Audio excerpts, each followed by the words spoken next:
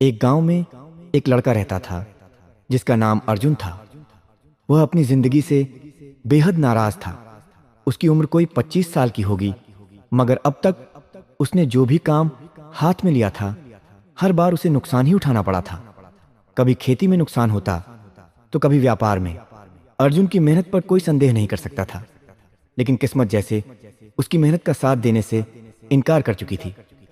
उसके माता पिता ने कई बार उसे हिम्मत बंधाई कि वक्त हमेशा एक जैसा नहीं रहता, पर अर्जुन के दिल में निराशा घर कर चुकी थी।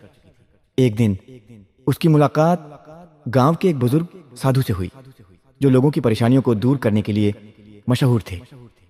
साधु ने अर्जुन से पूछा, क्या बात है बेटा, चेहरे पर इतनी उदासी क्यों है? अर्जुन ने अपनी पूरी कहानी सुनाई और कहा, बाबा जी, मैं मेहनत करता हूं, लेकिन हर बार हार ही मिलती है। अब तो लगता है जैसे मेरी तकदीर ही बिगड़ चुकी है। साधु ने मुस्कुराते हुए कहा, तुमने बाबा बालकनाथ जी का नाम सुना है? अर्जुन ने हैरानी से पूछा, बाबा बालकनाथ जी कौन हैं? साधु ने बताया, बाबा बालकनाथ जी एक दिव्य संत हैं जो हिमाचल प्रदेश की पहाड़ियों में रहते हैं। लोग उन्हें अपनी बिगड़ी हुई तकदीर सुधारने वाले भगवान मानते हैं।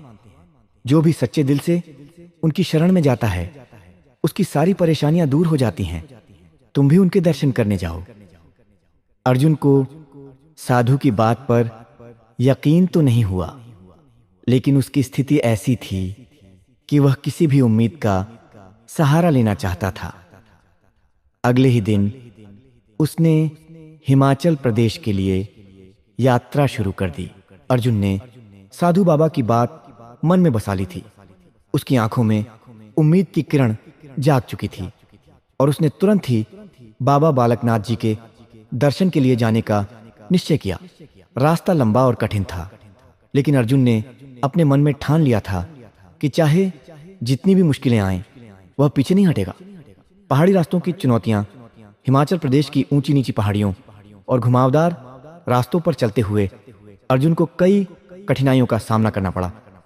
कभी घना जंगल उसका रास्ता रोकता, तो कभी तेज बारिश उसकी गति धीमी कर देती। कई बार थकावट इतनी हो जाती कि वह जमीन पर बैठकर आराम करने को मजबूर हो जाता, लेकिन बाबा बालकनाथ जी की शक्ति में विश्वास ने उसे आगे बढ़ने की प्रेरणा दी। रास्ते में कई साधु संत और यात्रियों से उसकी मुलाकात हुई। सभी ने उसे यही बताया कि बाबा बालकनाथ जी के दरबार में पहुंचने के बाद हर समस्या का समाधान मिल जाता है। इस बात से अर्जुन की उम्मीदें और मजबूत हो गईं। गुफा तक पहुंचने की तैयारी। अर्जुन ने आखिरकार उस स्थान पर पहुंचने की झलक पाई जहां बाबा बालकनाथ जी की गुफा थी।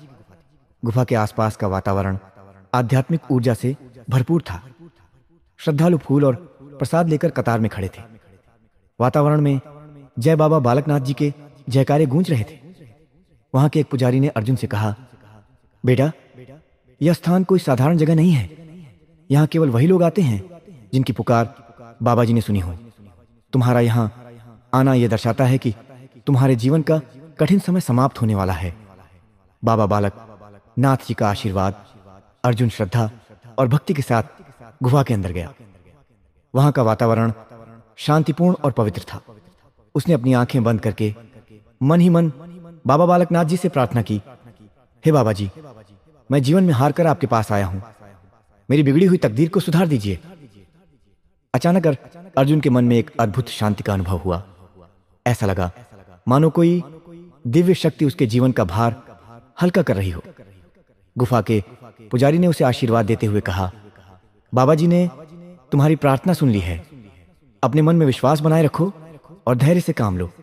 तुम्हारे जीवन में जल्दी ही सुखद परिवर्तन आएंगे। बाबा बालकनाथ जी के दर्शन के बाद अर्जुन वापस अपने गांव लौट आया। अब उसके मन में निराशा की जगह आत्मविश्वास ने ले ली थी।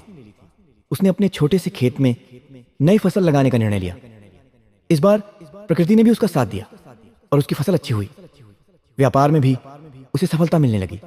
गांव के लोग अर्जुन के जीवन में आए। इस बदलाव को देखकर हैरान थे। वे उससे पूछते कि आखिर ऐसा क्या हुआ कि उसकी किस्मत बदल गई। अर्जुन हर किसी को बाबा बालकनाथ जी की महिमा और उनके आशीर्वाद के बारे में बताता। प्रेरणा और विश्वास की कहानी अर्जुन की कहानी पूरे इलाके में फैल गई। लोग उससे प्रेरणा लेने लगे और कठिन परिस्थितियों में भी हार न मानने का सबक सीखने लगे। अर्जुन अब सिर्फ अपने लिए नहीं बल्कि दूसरों की मदद के लिए भी जीने लगा। उसने बाबा बालकनाथ जी के संदेश को लोगों तक पहुंचाने का काम शुरू कर दिया। यह कहानी हमें सिखाती है कि जब जीवन में मुश्किलें आएं तो धैर्य और विश्वास बनाए रखना चाहिए।